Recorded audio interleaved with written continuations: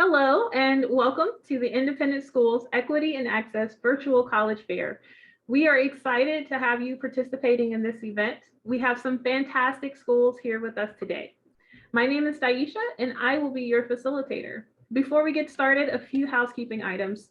First, your camera and your microphone are off, so our panelists will not be able to see or hear you. However, you can use the Q&A button on your screen to type any questions to our presenters at any time. If you have questions for a specific school, it would be helpful if you could list that school's name in your question as well. They'll be able to respond directly to you. And finally, this is one of many different sessions that are happening today. Our session is being recorded and it will be available at strivescan.com/Westtown, and you'll be able to check out all of those recordings from today's event. I would now like to turn it over to our first presenter, University College, Dublin.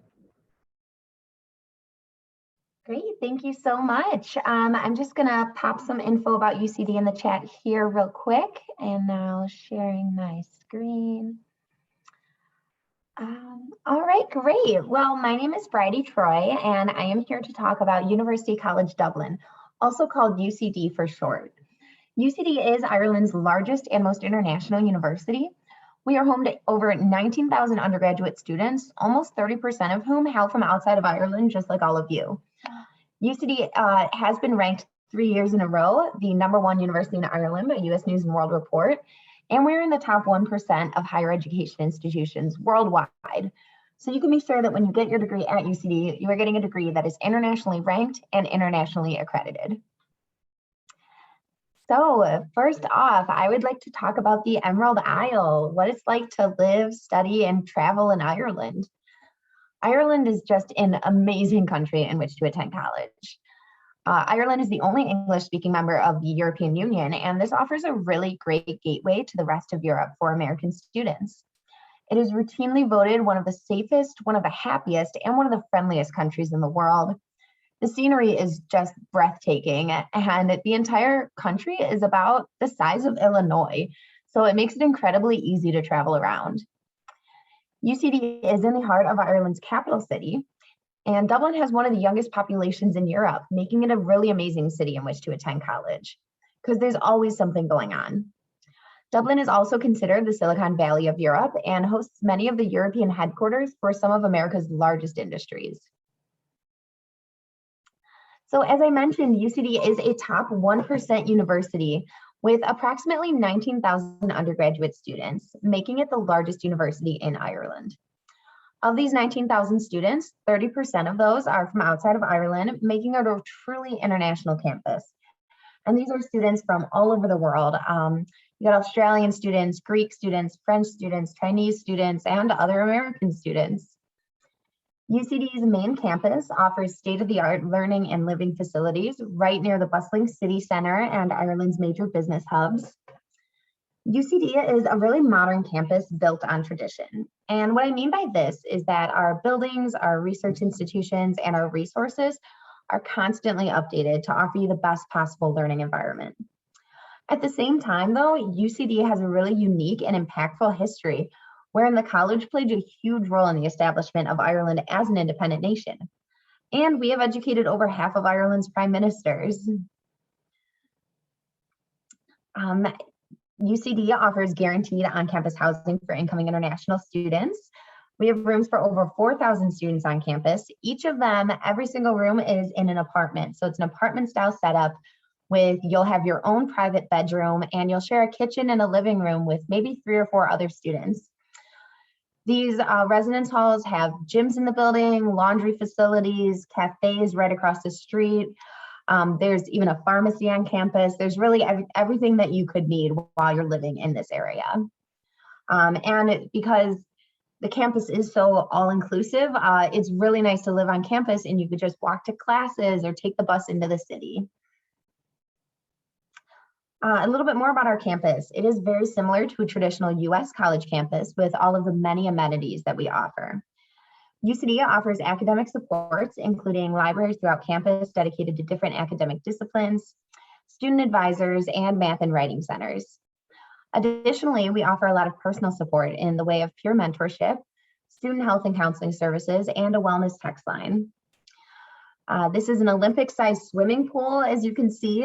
There's also a sauna, there's a debate chamber, a 3D movie theater, gym, dance studios. As I mentioned, there's a pharmacy on campus, banks, barbershops, there's even a pub on campus. Really, there's everything you can need. I like to say, like, it's possible to go your entire year without ever leaving campus just because everything is there for you. Obviously, it's a bad idea because there's so much to see in Dublin, but it's kind of cool that you do have everything right in your own backyard. So UCD does offer over 70 undergraduate courses, and these include a liberal arts and sciences pathway, which is kind of like an undecided pathway, as well as professional programs in law, medicine, and veterinary medicine. So there are two pathways to a degree at UCD, direct entry and liberal arts and sciences. Many of our programs are direct entry, so this means no general education requirements, which I know students usually love, which gives you a 3-year bachelor's or a 4-year combined master's degree. This means that you can start studying your degree right away without having to take any general education requirements, saving you a lot of time and money. However, if you're like me and you're a bit undecided, you would like some more time to decide, we do offer a standard liberal arts and sciences pathway that mirrors the American 4-year timeline. We have a really extensive alumni network with a hands-on career center, making UCD the #1 college for employability in Ireland. So applying to UCD is fairly simple. We have very transparent entry requirements on our website. You can log on to ucd.ie/global to see the exact requirements for your chosen major. You can apply directly at UCD or through the Common Application, and applications are now open. One thing to note is that when applying to UCD, you will apply to a specific major. And in this way, we differ from an American university, but you can apply for a bunch of different majors. Applications are now open and rolling into the summer. And I often hear people worrying about the price tag of studying abroad, and honestly, it is very price comparable to a US university, with over 70% of our American students receiving a scholarship from UCD. We do accept the FAFSA, we accept federal loans, private loans, and outside scholarships. So if you'd like to learn more, please reach out or visit our website. Thank you so much for tuning in. Thank you, University College Dublin. Our next presenter is Bowdoin College. Hi, just getting teed up here. So, great, good afternoon. It's nice to see everyone and thank you for joining us. My name is Sarah Chingos and I use she, her pronouns, and I'm an Associate Dean of Admissions at Bowdoin College in Brunswick, Maine. So in my quick allotted 5 minutes, I'm going to try to help you get an understanding of Bowdoin, both its academics as well as its wonderful community. Bowdoin is a small, private, selective liberal arts college. What that means is that no matter what you choose to major or minor in, you're going to be learning the skills of research, analysis, critical reasoning, and the ability to write and speak your ideas both clearly and respectfully. Academic life at Bowdoin spans 33 departments and is a cooperative, not competitive endeavor. So we tend to attract students who like to brainstorm with faculty, work in teams, and welcome big, new, difficult questions. Our most popular majors are government, economics, and biology, but there are over 80 different combinations of majors and minors that you could choose to pursue. Students declare their majors at the end of their sophomore year, and you could choose to pursue either a single or a double major and possibly adding on one more minor. At Bowdoin, you're going to spend a lot of time working with faculty in the classroom and in the lab. So all of our classes are taught by professors, never by graduate students or by TAs. And our student-faculty ratio is 8:1. Our faculty serve as mentors and as advisors throughout your academic journey. They roll up their sleeves and work alongside you. They attend your events. They invite you into their homes, and they want to see you succeed. They also encourage you to take learning outside of the classroom, whether it takes the form of research, off-campus study, fellowships, internships, or career exploration and development. Bowdoin has the resources and the people to support you as you embark on whatever adventure you're willing to entertain. So we were founded and endowed to serve the common good. So what this means, and this is part of the absolute fabric of the Bowdoin community, this is a commitment to use what you learn here for the betterment of society in some capacity. This can be applied almost anywhere, both either to law, healthcare, technology, academia, business, public service. but it's a commitment that really sits at the heart of who we are as an institution. With this focus on the common good, it's really not surprising that many of our graduates do choose to pursue work in nonprofit organizations or public service. They're working in healthcare, teaching, environmental policy, international development, the State Department, among other areas. But many of our US graduates also work at or founded or sit on the boards of some of the most impactful organizations on earth. So Bowdoin education is flexible and adaptable, but it does ask to hold you to a higher standard, so you can be successful and creative and visionary while also being socially responsible. If you're not ready for the nonprofit or the profit world, that's okay. Almost 20% of our most recent graduating class chose to attend graduate school right after leaving Bowdoin. These are some of the graduate schools enrolling the highest number of our Bowdoin alumni. So you can see Bowdoin's rigorous curriculum, small class sizes, and ample research opportunities prepare our students well to be successful in these programs right away. People sit at the heart of Bowdoin College. We value kindness, creativity, diversity, and hard work. As a student at Bowdoin, you're going to be connected into a global network of good people who live their lives with integrity, who appreciate beauty, value the richness of diverse perspectives, and who are fiercely loyal to their college. We are a diverse community. So this year's incoming class are 17% first-generation students, 12% international students, 40% students of color, and close to half of the student body receives financial aid. 8% are from Maine, 71% are from outside of New England, and all of them bring with us this broad diversity of lived experiences, ideological perspectives, and stories that help create this strong community. Our location is part of what makes us so special. So we're located in Brunswick, Maine, a community of about 20,000 people, about a half an hour north of Portland and about 2 hours north of Boston, with both an Amtrak station and a bus station just 500 yards from campus, so that you can connect easily to either one of these cities as well as the Portland airport. Brunswick also offers public access to the ocean, so swims and getting out on outing club sponsored trips are also frequent occurrences.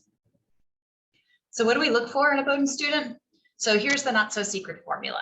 We look for grades and we look for heart. Bowdoin is a selective institution. The work is challenging, and we're looking for students who want to be in a rigorous environment and have their ideas challenged. But we're also a small, close-knit residential community. So we're looking for people who are eager to contribute their passions and their interests and activities that they pursue. One thing we don't look at is income. If you are a US citizen, a permanent resident, or an undocumented student, we are need blind in the admissions process. Regardless of your citizenship, in our financial aid process, we meet 100% of demonstrated need for all of our students, and we do so without packaging loans. We also recognize that an application fee should not be a barrier to a student who is hoping to apply to Bowdoin. So we don't have an application fee for students who are first generation to college or who are intending to apply for financial assistance. We believe that this type of education should be accessible and affordable to all students. We were also the first college or university in the country to go test optional, the same year that Neil Armstrong walked on the moon, so 1969. This means that we have over 50 years of experience assessing applications that don't include test scores. And for comparison, last year, roughly 40% of our applicants did not include test scores. So if all of this sounds like it might be something that might be a good fit for you, I really encourage you to reach out and to connect and to learn more. Thank you very much.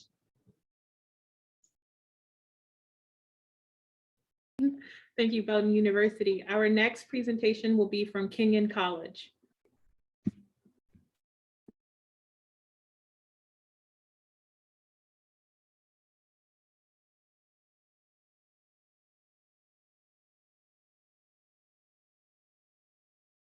Sorry about that.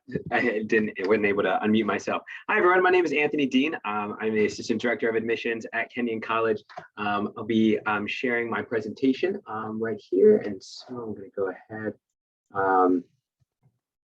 and get started there. So again, yeah, so hi, everyone. I'm really excited to be able to share a little bit about what makes Kenyon very special.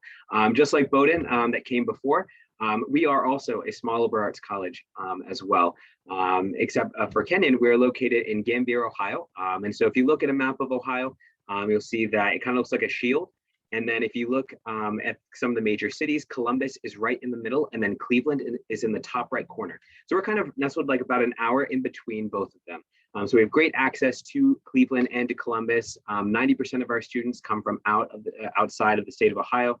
And so many students are kind of coming in for travel and then as well kind of experiencing everything that Ohio has to offer. And so to kind of get a good sense of campus too, again, kind of being about an hour from Columbus, an hour from Cleveland, nestled in the rolling hills of Central Ohio is where we call home. And so again, we are located in Gambier. And so Gambier's population is about 2,300. And so it's a little bit on the smaller end. But again, I think that is what makes Kenyon so special. Our student body population is about 1,700. So altogether, we kind of make a nice little community of about 5,000, and then a couple other towns as well in the surrounding area. But I think that this picture really gets a good sense of the kind of place that Kenyon is as far as the beauty and being able to take advantage of the area that we're in. And so kind of take a look a little bit closer into the campus itself. Overall, we're known to be the Writers College. And so when people refer to Kenyon, they typically know Kenyon through writers who have been produced at Kenyon. So that includes John Green, like The Fault in Our Stars. You may also know him by his YouTube channel as well. But many other writers that have come out of Kenyon. But overall, within the curriculum, it also has a writing piece embedded within it. So intensive writing is an important component of what makes Kenyon Kenyon.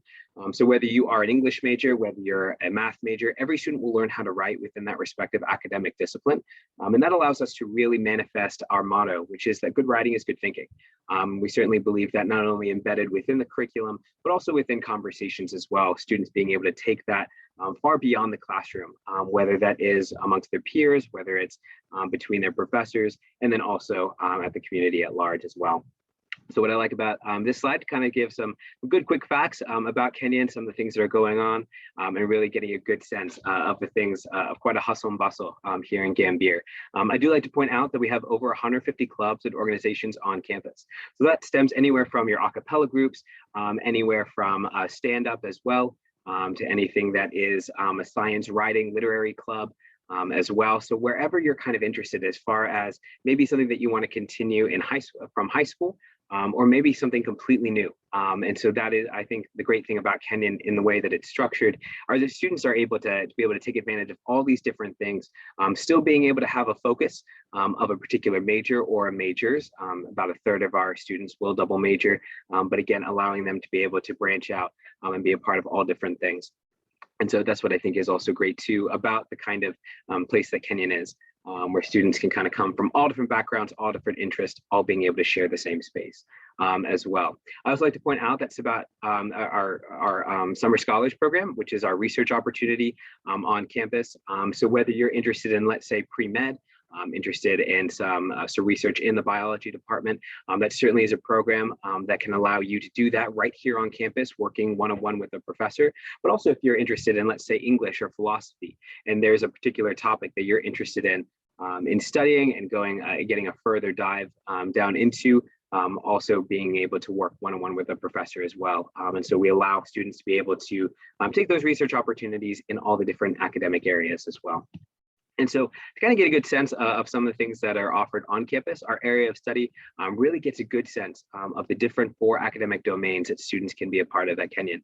So that stems anywhere from the social sciences, humanities, natural sciences, and the fine arts. So whether you're interested in being a studio art major, you can also be a philosophy minor. Being able to mix and match your course selections as well is very easy at Kenyon, and something that is greatly encouraged. To be able to see that these academic disciplines aren't as bordered off, and that there's a lot of similarities, and there's a lot of ways we can come and collaborate different academic disciplines together for students to be able to get a well-rounded understanding, not only of their own particular focus of an academic discipline, but also kind of being able to take other pieces from other academic disciplines as well. So this gets a good sense of the kind of things that students can be a part of. Again, double majoring, adding a minor as well, and really being able to again, work well in a collaborative environment with each other, and then also with your professors as well. And then overall, when it comes to financial aid, we meet 100% of demonstrated need. And so that's through the evaluation of the FAFSA and CSS profile. And so when it comes to that, we believe that that's a promise that we make to our students to not only academically support them in the classroom, but also to financially as well. So that kind of gives a good sense of some of the need-based aid that we have. And then when it comes to merit, there is no separate application. Every student is evaluated for merit upon applying, and one out of 4 students will receive some form of merit, and that ranges anywhere from $10,000 to $25,000 as well. And so we have 2 rounds of early decision, which is binding, and then regular decision as well, which the vast majority of our applications will come through. So that kind of gives a good glance at it as well. And thank you so much again for me being able to share. Thank you, Kenyon College.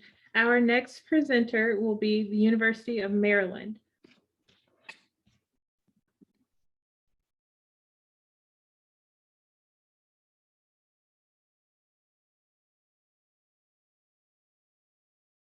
Okay, hi everybody. Thank you so much for joining us. I know we're the last session of the day, so I appreciate everybody still joining us and hanging in there for the last session of the day. My name is Nick Orban. I'm from the Office of Undergraduate Admission at the University of Maryland, College Park. Got a few slides here for you. I'm also just going to provide a housekeeping note. If you hear any banging in the background, it is my dog trying to break into my home office while I finish this presentation. So I bet nobody would be mad if my dog joined us, but just as a FYI, nothing bad's happening behind me in case you hear anything. I wanted to quickly break down Maryland by the numbers to really introduce you all to the University of Maryland College Park. The University of Maryland College Park is the public flagship university for higher education in the state of Maryland. Broadly, what that means, we are the original University of Maryland. We were founded in 1856 as the Maryland Agricultural College. This was a school that was designed to research farming and agricultural practices to help serve citizens of the state of Maryland and in the United States and the world as a whole.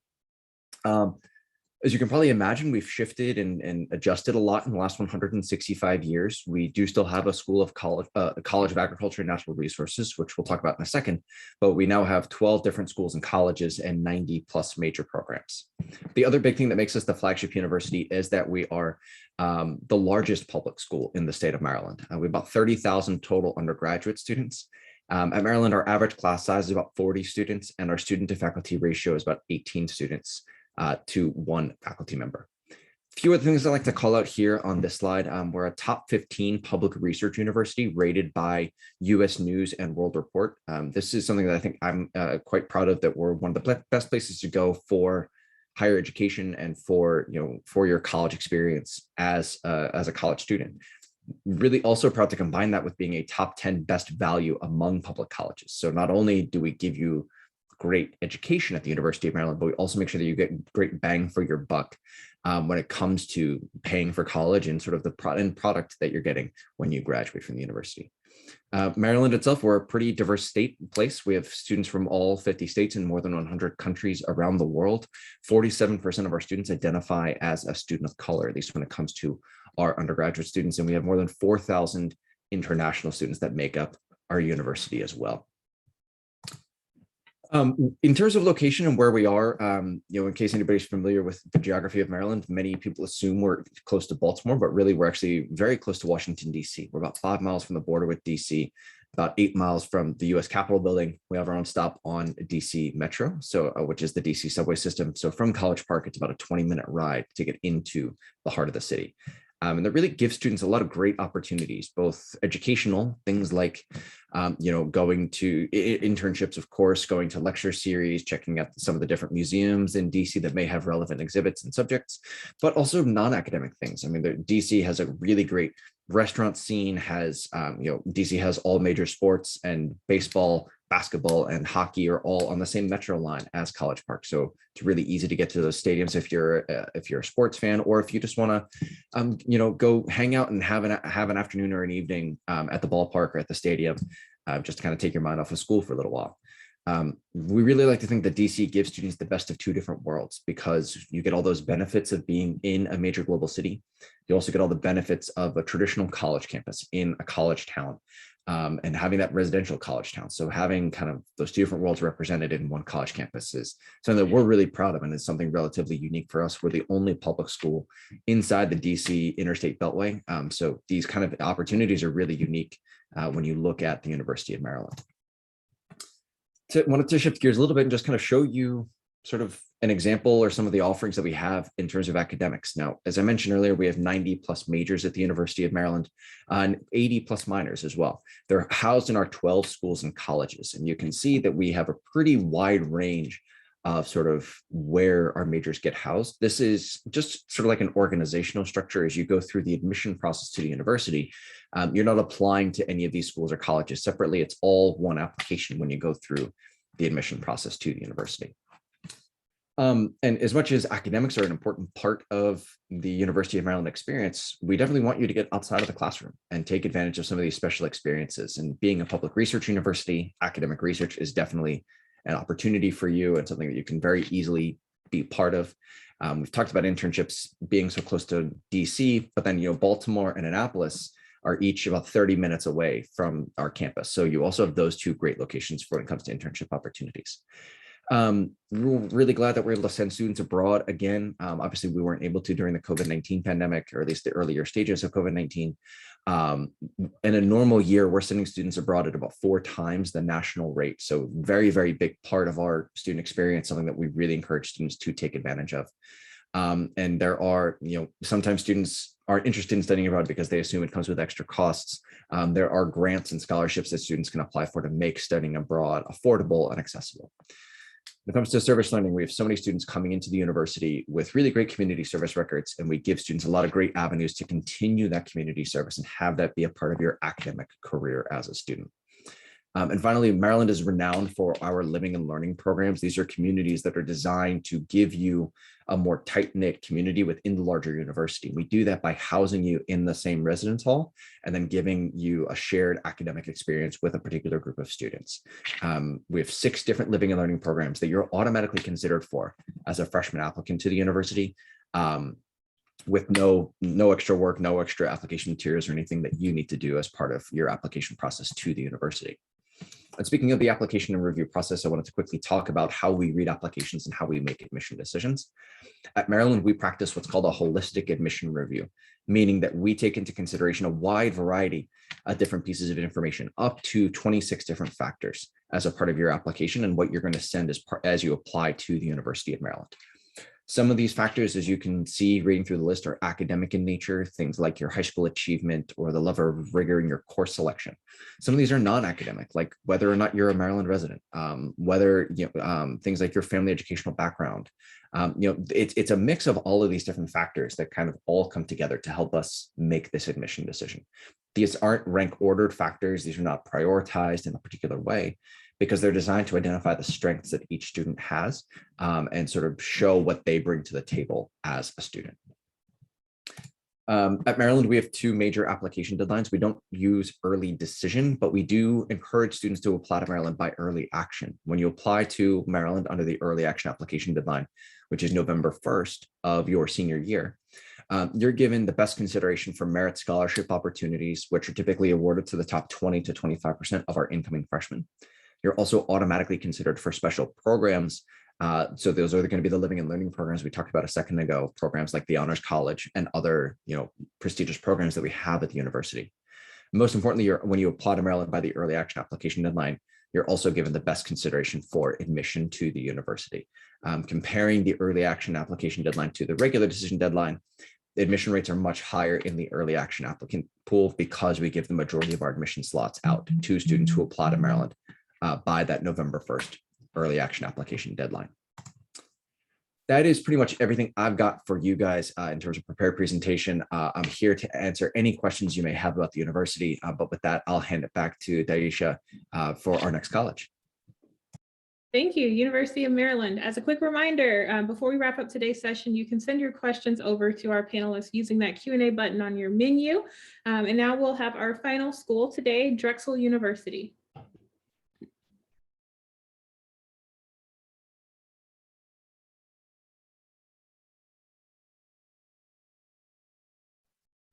Okay, everyone, hopefully you guys can see my screen right now. If there's any issues, please let me know. But good afternoon. My name is Catherine Campbell-Perna. I'm Associate Director of Undergraduate Admissions at Drexel University.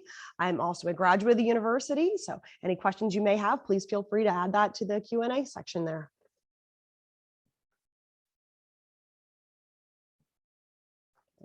Drexel is a private Tier 1 research university We are located in Philadelphia, Pennsylvania. We are in the University City section of Philadelphia. So we're right by the University of Pennsylvania. We're right next to the train station, 30th Street train station, the main train station for all of Philadelphia. So no matter where you're coming from, you can easily access our campus. There's a train line right there, even to the Philadelphia airport.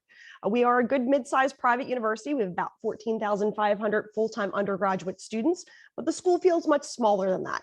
And that is because of our cooperative education program that we'll be talking about. We have students coming from all over the country and all over the world. We do have over 80 different undergraduate majors, but we do keep our classes quite small. Our median class size is only about 19 students. We have a lot of on-campus programming available. In fact, we have an open house in person this weekend right now as we speak. So I'm obviously not there right now, but we keep our class sizes quite small. So I would say great for the students, tough for the admissions office because we don't have a lot of large classrooms on campus when we do have those big open houses. You can see all of our different majors. Now, we offer colleges. We have 80 different majors. And if you know what you want to major in, you can apply directly into that major and be accepted directly into that major right away as a freshman. If you're not sure what you want, that is okay too. We have our first year exploratory studies program, which is really our fancy name for undecided. We also have over 20 different accelerated and combined degree programs. I work very closely with all those programs.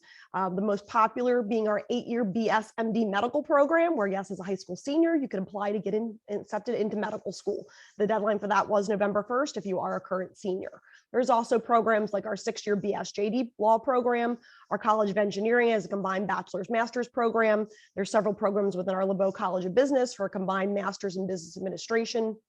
So all different things to consider if you're looking to apply to Drexel. One thing that really makes us stand out is our cooperative education program. This program is not new. It's been around since 1919, so over 100 years, and all of our students can participate in our co-op program. You take a class freshman year called Co-op 101. You learn about resume writing, you learn about interviewing skills. I like to say a co-op is kind of like an internship, but much more extensive. It's a way to get experience in a job of your choice, in a location of your choice related to your major. So it could be in Philadelphia, it could be somewhere closer to home, it can be in other cities, it can even be in other countries. When you're on co-op, you are not taking classes, you are also not paying tuition. When students apply for admission, they can indicate the 5-year program on the right, which is the most common at Drexel, where they have 3 6-month work experiences. There's also the 4-year option on the left, where you have 1 6-month work experience. That's most common in our Westfall College of Media Art and Design, but they are adding some 5-year programs these days as well. But students alternate 6 months of school and 6 months of work during their 2nd, 3rd, and 4th year if they participate in our 5-year program. I was a communications major in the College of Arts and Sciences and participated in that 5-year program as well. As far as student life, we do require all 1st and 2nd year students to live on campus unless they're living with their families within a 10-mile radius. But lots of housing opportunities, learning communities available, lots of student life opportunities. We are Division I for our varsity athletics. We also have a lot of club and intramural sports as well. We have over 350 clubs and organizations that you can join. We even give scholarships for performing arts. You can be in any major and still participate in performing arts at Drexel. Our residence halls, hopefully you'll come to campus and visit and see those, but we have your traditional 2 people in the room, bathroom down the hall type setup. We also have suite style residence halls available for freshmen. And you can choose to live in learning communities with other students in your major. Also, our honors college has their own learning community that you can choose to live in your freshman year.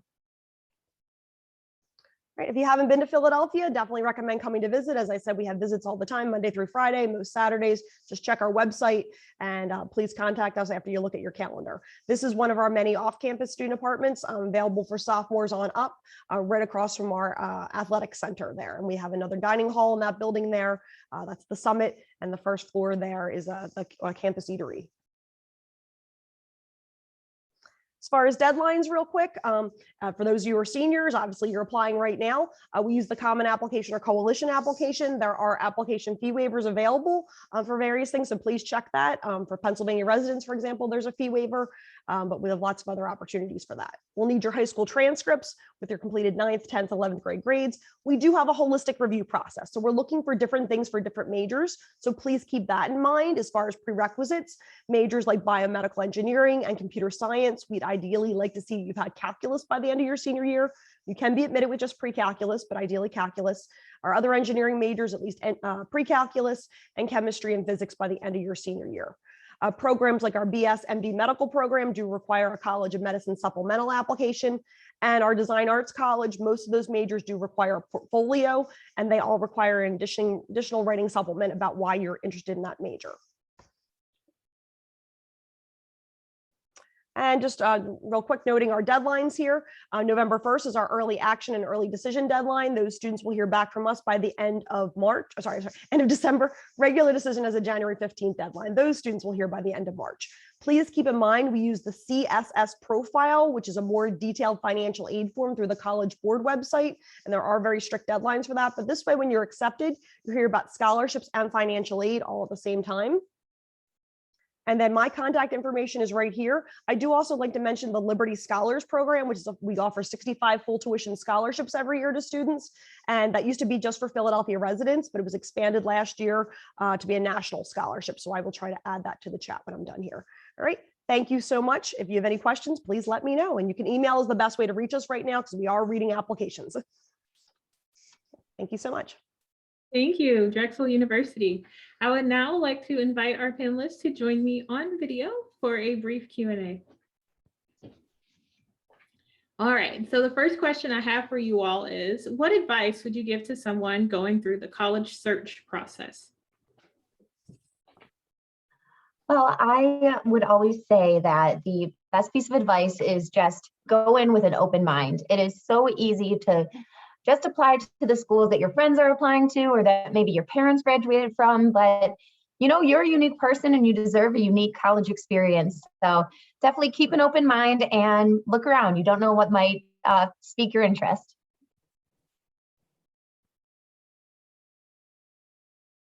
In any particular order or just jumping in? I would just say pay attention to your deadlines and check your email and make sure that you have all your information in on time. Yeah, I would say that just like people have personalities, so do colleges. And so being able to kind of identify what is kind of your personality, what do you gravitate towards, and then kind of trying to see that in the school, both academics, by its students, by its events, things like that, and things that kind of line up to what you value. I echo Anthony and would also add in to talk to people that you trust, you know, talk to family, talk to teachers, talk to counselors, talk to your mentors, to people in your faith community, whoever it may be that you feel knows you well, to find out what schools they know, what schools do they recommend, where else do they recommend you look. They can be really valuable resources. And then I'm actually going to repeat a line that I used this morning. So for anybody who joined the keynote panel this morning, I apologize that you're going to hear this again, but make sure you find the joy and excitement in the college admission process. I think so much is made of the college admission process that and that people find it to be stressful or anxiety inducing. And I think instead, my advice and my encouragement is to find the happiness and the joy and the excitement in all of this, because this is truly a very exciting process. You're able to really learn a lot about yourself, as corny and cheesy as that sounds. And you're able to really, I think, find a home and find a community and really learn about what is most important to you during the next, if you're talking, for junior, for example, over the next 18 months, you're going to find sort of what's really important to you and what you find valuable. So make sure you enjoy that and find that excitement. Wonderful. And on a similar note, what is one myth you would like to debunk about the college admissions process? I'll jump in. I would say that one myth that we often get is sort of that you need to have all the grades and all the test scores and all the extracurriculars, and you need to have checked all the boxes in order to be competitive. And at least from Bowdoin, and I think I probably am speaking across the board for all of us, that's really not the case, that it really is this much more, several people mentioned a holistic approach. Part of the admissions process for us is having a chance to get to know who you are as a person. And sometimes that means that you might have really strong grades, but less strong test scores. That's okay. Or you might not be as strong in writing as you are in the math areas, or whatever it is. It's all right. What we're looking for in your application is the narrative of who you are as a person and what you're excited about for your college experience.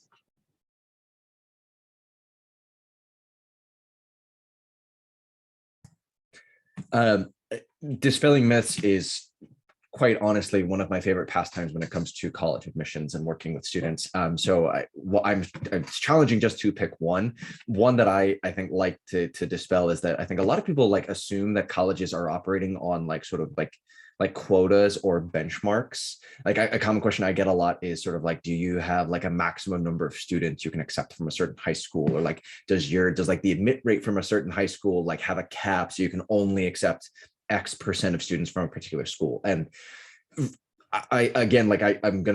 my only professional experience is at Maryland, but like Sarah, I think I'm going to try to speak for, I think most colleges across the country, that there generally aren't really quotas or benchmarks or things that we really track of. Like, so I think, but please somebody correct me if I'm wrong, I think I'm the only public school here on this panel in terms of public institution. So okay, yeah, true. So one thing that like we think about is sort of, we have a residency ratio we try to maintain as a public school because we are a public flagship, like I said during my presentation. So we're looking to serve citizens of the state. So that's like sort of the one asterisk or caveat I would say to my sort of thing about quotas, is that we try to maintain a balance in our residency. So we're about 75% Maryland residents and 25% out of state and international. In the admission process, it actually is quite balanced and even. So we're looking at similar criteria for both, but it's a piece of our process that we look to make sure we maintain that balance. But beyond that, there really aren't those kind of quotas or minimums or maximums that we really look at. Actually, speaking of that, I'll add in, if any of the schools use Naviance and those scatograms and things like that, you know, a lot of the schools here use holistic review. So we're looking at more than just numbers. I mean, with Drexel, it also depends on what major you're applying for. Some majors are much more competitive than others. So it's always good to keep in mind, you know, reach out to your admissions representative. You know, it's never too late to start contacting us, or too soon. I was actually in an in-person college fair today, meeting with kids as young as middle school, so as well as high school age. So I reach out to those schools, come to visit those schools. You know, we have people from all over the country and other countries today to do. So I'd say, you know, take advantage of that. No matter what grade you're in, going to visit schools, start soon as you can. I feel like there's a constant kind of belief that in questions and in just kind of advice, sometimes I think that the humanistic side of admissions can kind of get kind of ripped from it, and being just like, oh, college is like this, so do this, or college is like it when you say, or you're a part of whatever. But I think that there's a true meaningfulness as far as the evaluation, that yes, it's awesome, it's great of all the things you're doing, but it's I think even deeper, being able to see that it's really being evaluated from a meaningfulness, and kind of, again, another human is on the other side of that application, and so kind of not forgetting that someone is reading that.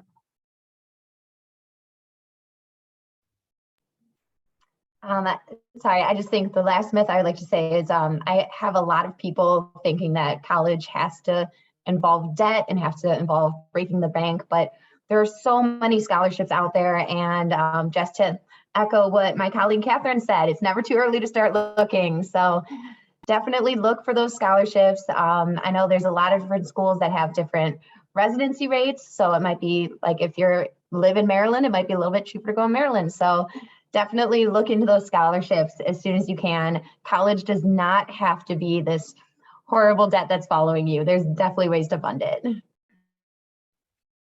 Wonderful. Thank you all for your wonderful insights here. We are running low on time, so I'd like to share my screen one more time before we wrap up today's session. So thank you to our panelists, but also thank you to our guests who are joining us today. When you close the window, there will be a link to a very quick 5-question survey. We'd appreciate any feedback you can provide. You will be able to view the recording for this session, as well as all other session recordings, at strivescan.com/westham. Thank you all for joining us, and I hope you have a wonderful afternoon.